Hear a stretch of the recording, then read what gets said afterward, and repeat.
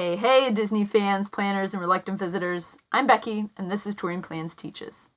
In this episode, we've got Genie 302, your questions, and some special cases that might apply to you in certain situations. In our last week's episode, we asked for your questions so that we could answer them, and we got over 100 comments on YouTube alone, plus a flurry of emails and Instagram comments and messages. So in this episode, we'll be looking at each of those and answering them for you and talking about a few situations that haven't come up before. So strap in, we've got a lot to go over. Our first special topic today is time changes. And I'm not talking about the annoying spring forward and fall back thing that drives every parent of small children crazy twice a year. I'm talking about the thing that Disney does in Genie, where you think you're booking a certain return time and then it changes on you on your confirmation screen. So what is this and why does it happen? In previous episodes, we've talked about you're scrolling through the tip board, you find an attraction and a return time that works for your plans, you click it, and you book it. Sounds simple.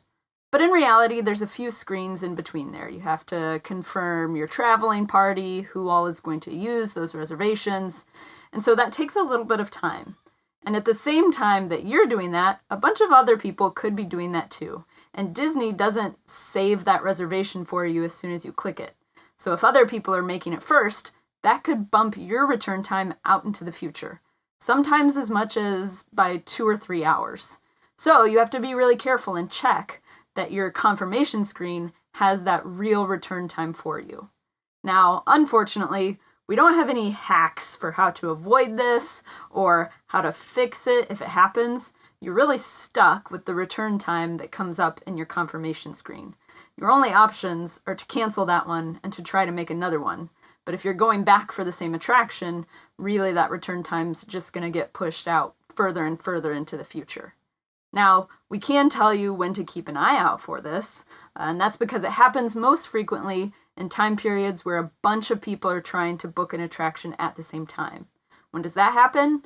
Right at 7 a.m. because everyone's trying to book their first one, and then every 2 hours after each park opens, it happens again because lots of people are subject to that 120-minute rule. So if you're booking your return times around those times of the day, just double check your confirmation screen so that you know when your return time is and you don't show up to the attraction at the wrong time. Another question that we got a lot in the comments was how large groups can use Genie Plus and if it's any different than smaller parties. So the good news is this: if your party size is 12 or under, so that can include some pretty large groups, your way to use Genie Plus is no different than anyone else. Your party size can be handled easily, and because each time slot at each attraction has many reservations for it, it's not likely that you'll get booted out to a further return time just because your party is bigger. It's not like dining reservations that are limited for larger group sizes. So your experience should be very similar to anyone else's in the park that day. Where things start changing is if you have 13 or more people in your party. That's because Genie is limited in that when you have to select your party that is going to book that reservation, like we just talked about in the time changes, it can only select 12 people at a time. It's just a limitation of the software. So if you have 13 or more, you're going to have to split your party into sub-parties or smaller groups. And then this provides a little bit more of a challenge as you're trying to book things. If you've just got one person nominated to book experiences for everyone, they're going to have to go ahead and book a reservation for one subset of your party, and then start the whole process over and book it again for the next subset, or multiple subsets if they have to. And because so many people are throughout the park are booking these reservations at a time, it's really likely that that return time is going to shift before you can get back and book it for your second subset. So something that we suggest is that you have pre-selected sub-parties, each with their own sort of team captain. And so every time your whole party needs to book a new reservation, those team captains would need to get together, select the attraction at the exact same time, and try to get that exact same return window. This requires a lot of coordination and trying to click at the same time because those return times can shift so quickly. The good news is your return times are in 1 hour windows. So as long as they're overlapping somewhere, your party should be able to get in the lightning lane all at the same time anyway. In both of those two previous cases, we talked about return times shifting out because you're moving slowly through the screens. So let's talk a few speed strategies to help you have a better chance of getting that return time that you expect. The first one is to make sure that your confirm party screen is as cleared out as possible. You don't want to get confused when you're trying to book things. And if you travel to Disney frequently, or you have a few people in your party that don't need those reservations, that can slow you down. So the first step, if you have anyone under the age of 3 that doesn't have a ticket to get into the park, you want to make sure they're cleared out, that they're not going to get selected because they don't need those Genie Plus reservations since they don't have a ticket. You also want to make sure friends and family members that may have been part of your party on previous trips also aren't in there. Make sure they don't appear so they don't confuse you. And then throughout the day, if some of your party members want different reservations, you'll have to do a little bit of picking and choosing. But as long as you make that screen as clear as possible, that'll speed you up a little bit. Another way that you can speed up is to have some top picks for your attractions. Now, way back in Genie 101, we talked about free Genie and how you could give it your sort of top attractions that you wanted to experience in a day. Now, free Genie is not good at actually making sure you experience those attractions, but the thing that does work is when you select those attractions, they go to the very tippy top of your tip board. So we've talked a lot about scrolling through your tip board to pick your attraction and your return time. If you know you're going to want to make a Genie reservation for something like Slinky Dog Dash, it's a really smart idea to pick that as your top attraction before the day starts or before 7 a.m. rolls around, so it comes up to the very top of the screen so you aren't having to scroll all the way down to Slinky at 7 a.m. because that eats up some of your time. So select 1 or 2 top attractions that you want to have right at the top of your tip board so you can click them faster. That works well. Our final speed strategy is to have multiple members of your party booking experiences at the same time. We already talked about this for large groups, but even if you have a small group, let's say it's 7 a.m., you're staying on site, it's a high crowd level day, and you're going to Hollywood Studios. Your party really wants to ride Slinky Dog Dash with the Genie Plus reservation because you don't want to wait for that, but you also want to buy an individual lightning lane for Rise of the Resistance because that's a long wait too. Unfortunately, we figured out that both of those sell out within minutes of 7 a.m. So if you do one and then the other, you may miss out. Now, I always suggest if you only have one person that can book attractions at a time to do Slinky first, because if you've already purchased Genie Plus, you can do that pretty quickly, and then do Rise of the Resistance later. One, because Rise of the Resistance has slightly lower demand because only on-site guests are eligible to book it at 7 a.m., and 2, because it takes a little longer. You have to make sure that your payment information is correct, and you have to confirm that payment before you can actually book it. So it takes a little longer, quicker to do Slinky. But if you're in a traveling party, let's say you're a family of 4, 2 adults have their phones, one can be booking Slinky for your party at the exact same time that the other can be booking that individual lightning lane. Those won't conflict with each other, and you have a much higher chance of getting both of those coveted reservations first thing in the morning. Another question that we got a lot in our comments was, what happens if you make a Genie Plus reservation and during your return time window the ride is down, or it's raining and so you can't use it because the attraction isn't open in the rain? How do they compensate you for that inconvenience in your day? There are 2 answers to this question. The first is for those Genie Plus attractions. If a Genie Plus attraction is down for the entire hour of your return time, you'll be granted an Anytime Lightning Lane Pass that could be used for a variety of Genie Plus attractions in the park where your reservation was located. So let's say I have a Genie Plus reservation for Splash Mountain, and during my hour, 1 to 2 p.m., Splash Mountain is down for that entire hour. In my app, I'll see that I get an Anytime Lightning Lane Pass, and I can use it at 5 or 6 different attractions throughout the Magic Kingdom. Then all I have to do is tap into any one of those attractions at the Lightning Lane, and I can do it anytime during the rest of the day. So this is a pretty great compensation for not being able to use my Splash Mountain Lightning Lane pass. The other situation is if you've purchased an individual Lightning Lane reservation. So let's say instead of Splash Mountain, I purchased a Lightning Lane reservation for Seven Dwarfs Mine Train. This cost me extra money, it's not a Genie Plus attraction, and during my return time, Seven Dwarfs Mine Train was down. That's a major bummer. What happens then is I'm granted an anytime Lightning Lane pass for just Seven Dwarfs Mine Train, because that's the one I purchased. And I can go to Seven Dwarfs Mine Train anytime throughout the rest of the day and use the Lightning Lane. The one bad thing is that if Seven Dwarfs Mine Train is down for the whole rest of the day, obviously I can't ride it at all. In that case, you should automatically get a refund for the purchase price of the individual Lightning Lane. And if you don't, contact Disney and they should help you out. Another question that I got asked a lot was, if I qualify for DAS, do I also need Genie Plus? Do they work together? Is there any reason to purchase Genie Plus when I already have DAS? Now, if you're not familiar with DAS, it's Disability Access Service, and it allows folks that qualify to check in at an attraction and get a return time that's equivalent to the posted wait time at that attraction, and when they come back, they can go and use the Lightning Lane for that attraction rather than spending that time in the standby queue. Sounds pretty similar to Genie Plus. You both use the Lightning Lane, you both have a return time, but there's a few differences. Genie Plus, you're booking a return time and it just gives you a 1 hour window to return. And it's based on sort of demand and availability throughout the day. For DAS, your return time is just the posted wait time when you check in. And so that's the start of your return time, but then you can return anytime throughout the rest of the day before the park closes. There's no end time to your return time window. Another way they're different is Genie Plus, you can only book each attraction one time a day.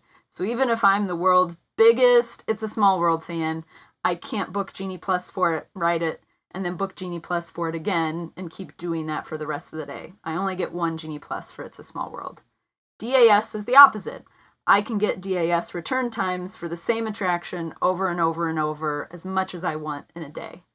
So because there are these differences, it is possible that you could make use of both DAS and Genie Plus on the same day. Why might you want to do that? One reason is because of inflated posted wait times. We haven't talked about this in any of our videos yet, but Disney has reasons for making their posted wait time at the front of an attraction higher than it actually is. A lot of that is psychology. They want you to think you got a good deal waiting less than what they said you were going to wait. But that hurts DAS users because your return time then is further out than maybe it needed to be. So Genie Plus is a good way to get around that. If you go on a day with high wait times, use Genie Plus to get return times for those attractions that have really inflated posted wait times. And those are the attractions with the highest wait times in general. And use DAS for those shorter wait times so that you're eligible to return quicker. That's one way to balance sort of use of DAS and Genie Plus. That being said, if you're going on a low or medium crowd day, it probably isn't worth the hassle of trying to manage both your DAS reservations and your Genie Plus reservations, but you know your party's comfort level, and it is possible to use both if you would like to do so. Another topic that we need to talk about in a little more detail is park hopping. We talked about park hopping a little bit in our stacking episode, because stacking is all about making those Genie Plus reservations for the afternoon and evening, which frees up your morning to potentially be in a different park.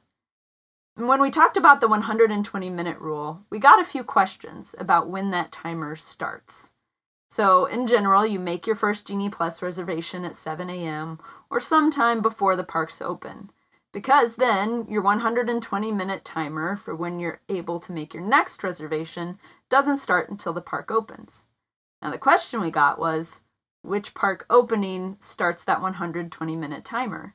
Is it the park that I have my park reservation for that day, so supposedly the park I'm spending the morning at? Or is it the park where I made my first Genie Plus reservation, because Disney now knows that I'm going to be making more reservations for that park? Now, I did a lot of research on this, and we haven't been able to test it in the parks yet, and we get some answers on both sides of this question. But based on the research we've done, we're fairly confident that that 120-minute timer starts when the park that you have your park reservation for opens that day.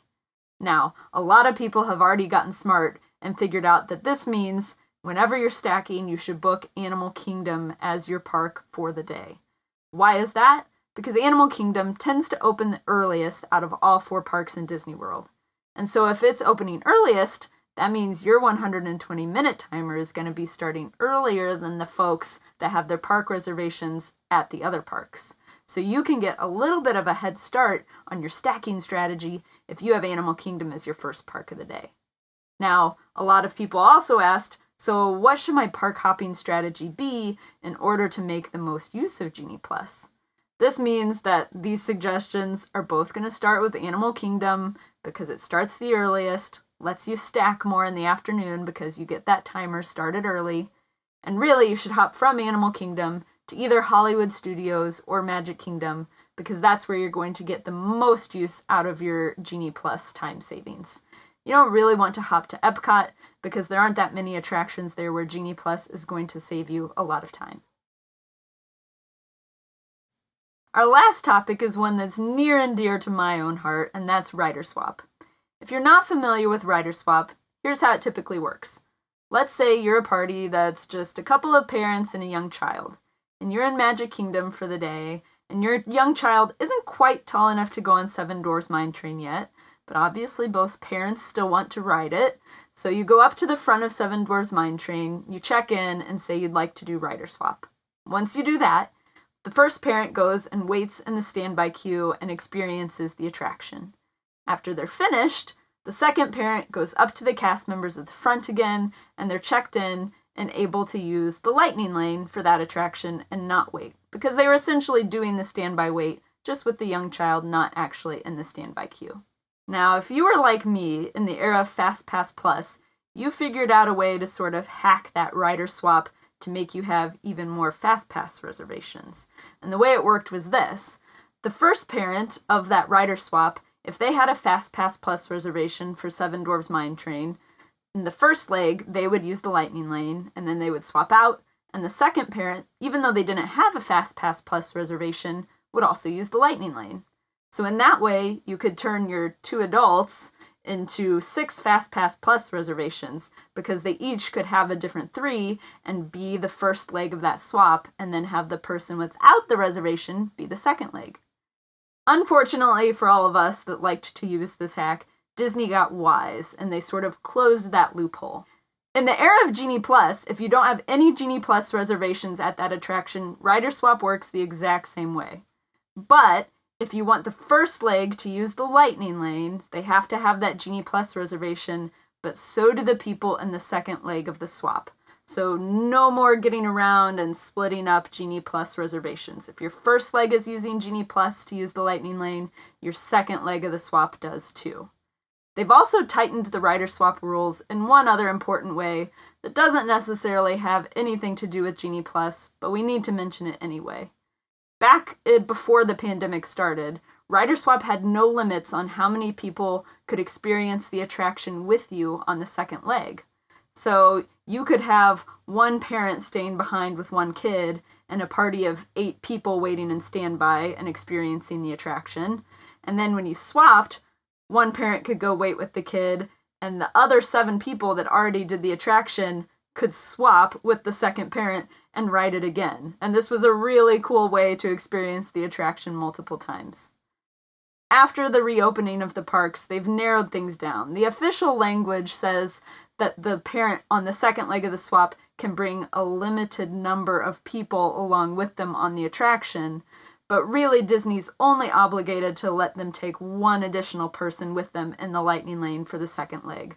Sometimes they can use their discretion and let maybe 2, potentially even 3 people come with you, but it's not going to be the entire party every time like it was in the past. Now, hopefully all your Genie Plus questions are answered and you're the experts in Genie Plus now.